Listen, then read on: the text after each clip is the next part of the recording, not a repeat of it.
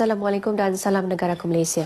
Kerajaan negeri tidak pernah mengabaikan usaha untuk menyediakan rumah untuk semua rakyat menerusi pelbagai program yang sudah, sedang dan akan dilaksanakan bagi memastikan rakyat mendapat kediaman yang selesa mengikut kemampuan. Ketua Menteri Dato' Amar Abang Johari Tun Openg berkata antaranya ialah projek rumah golongan miskin tegar iaitu projek Spektra Permata selain projek rumah mampu milik dan projek perumahan rakyat.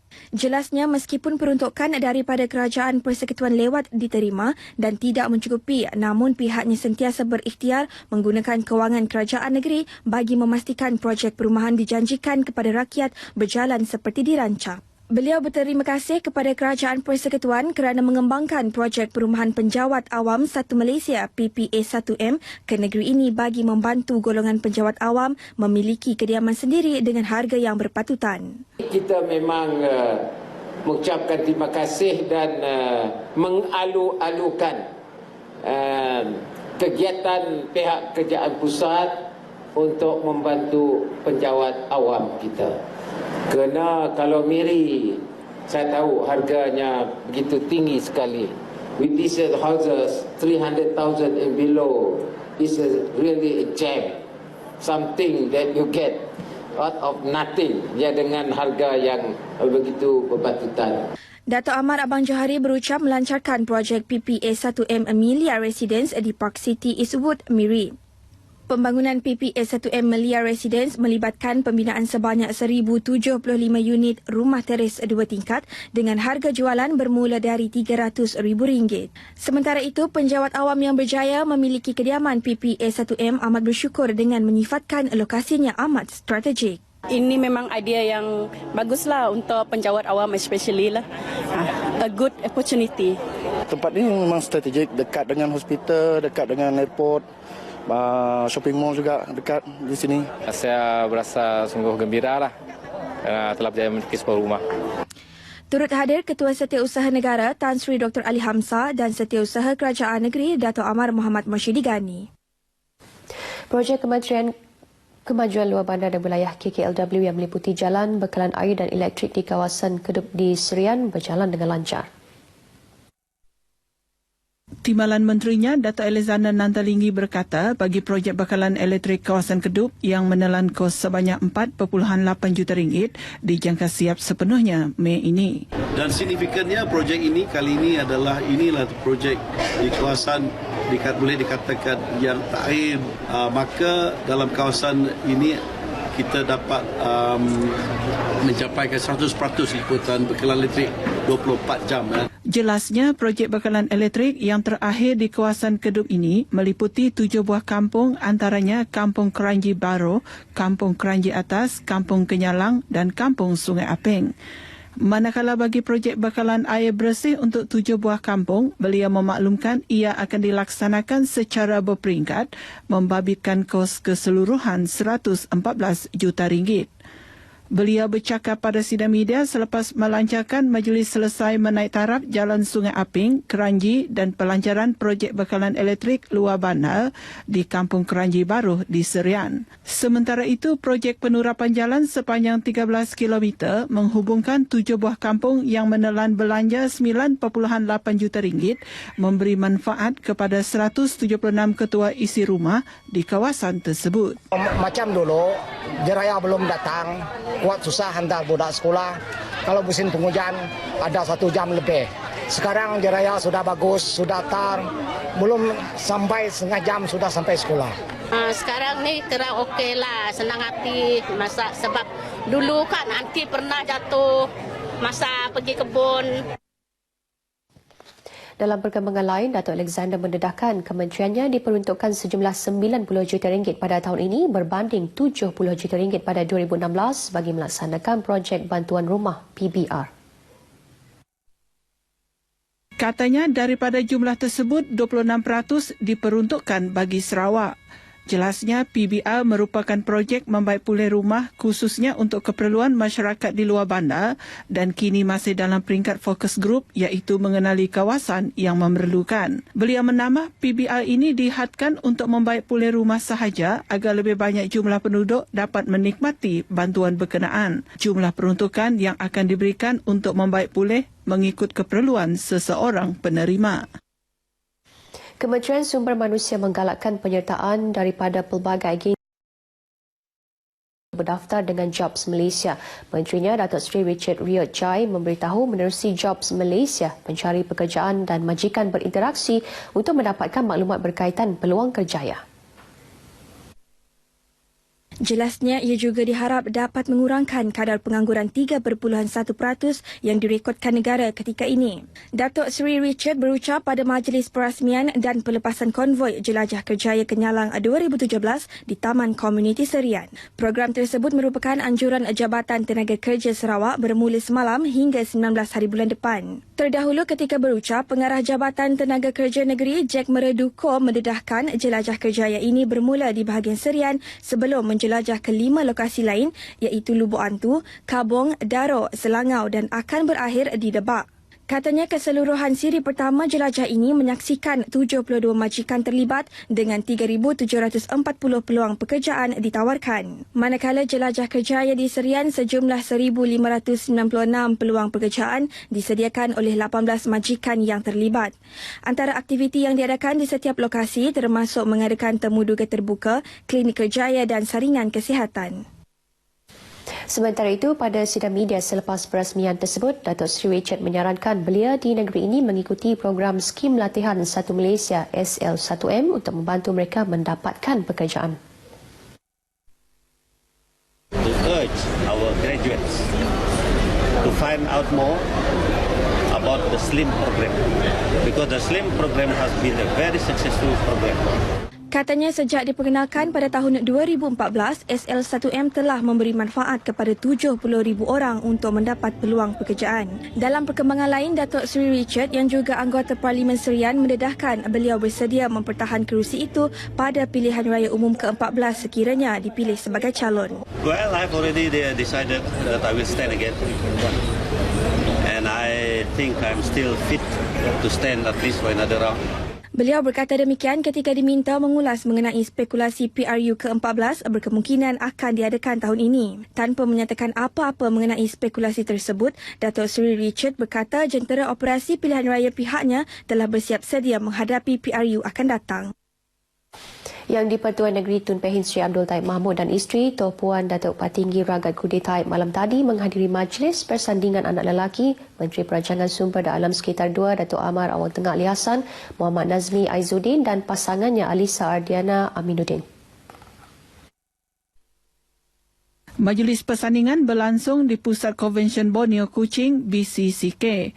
Turut hadir Timbalan Perdana Menteri Datuk Seri Dr. Ahmad Zahid Hamidi, Ketua Menteri Sarawak Datuk Amar Abang Johari Tun Openg dan isteri, Datin Amar Datuk Jumaini Tun Tuanku Bujang dan ahli-ahli Kabinet Negeri. Tun Pehin Taib dan isteri turut berkenan merejis air mawar terhadap kedua-dua mempelai diikuti Datuk Seri Dr. Zahid Hamidi dan Ketua Menteri serta isteri. Muhammad Nazmi, 30 tahun, merupakan anak sulung kepada Datuk Amar Awang Tengah dan Datuk Dayang Hajah Mulia. Manakala Elisa, juga 30 tahun dari Miri, merupakan anak kedua daripada 4 adik-beradik dan kini bekerja di Sarawak Energy Berhad.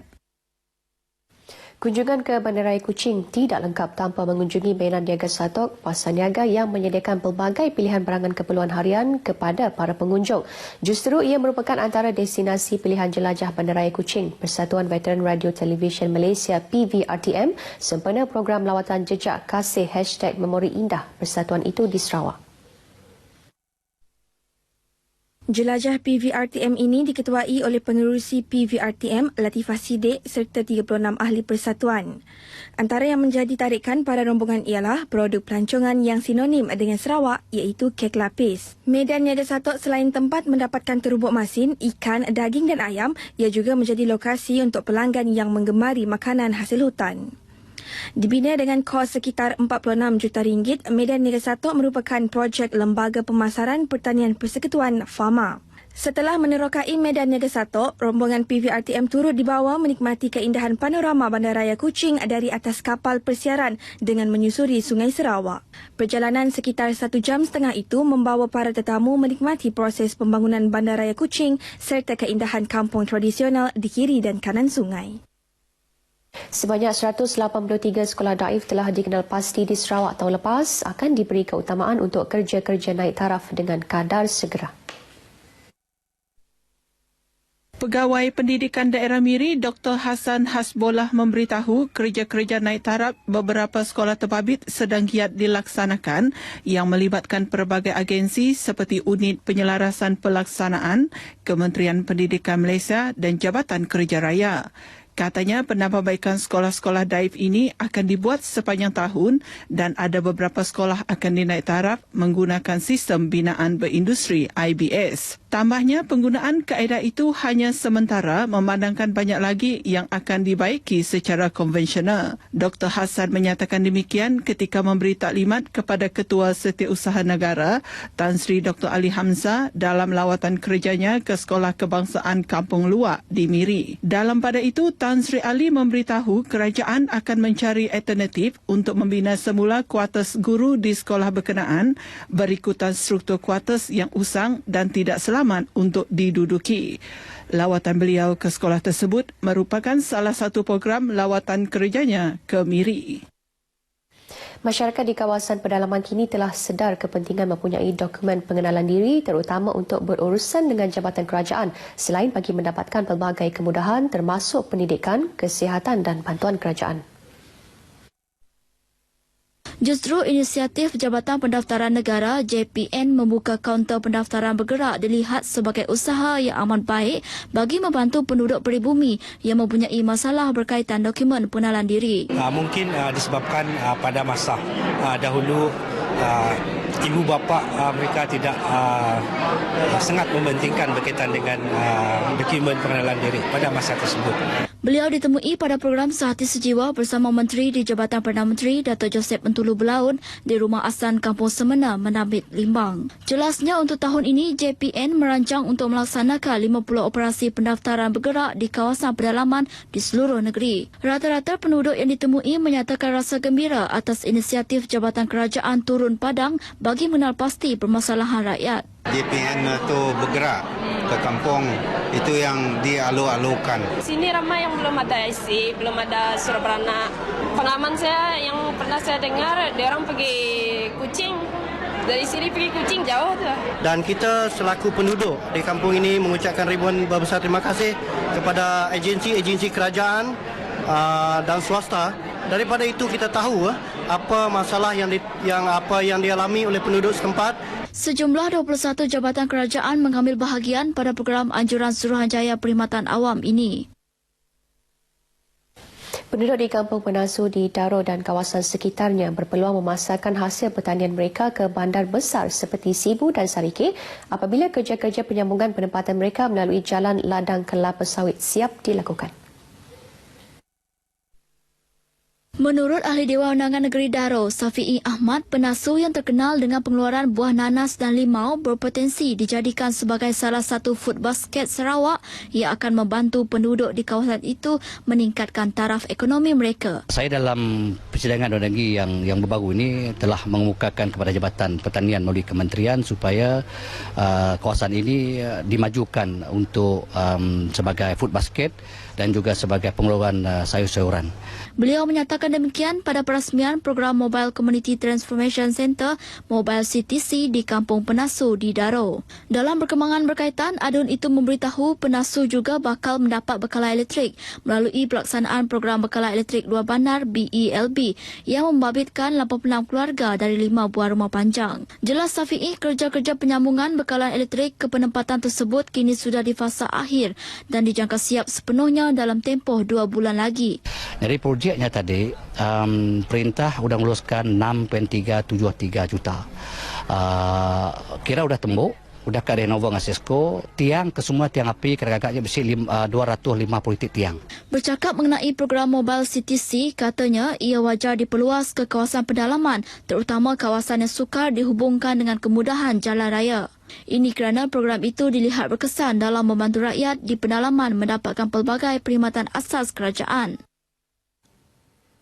Seterusnya kita ke segmen agenda hari ini.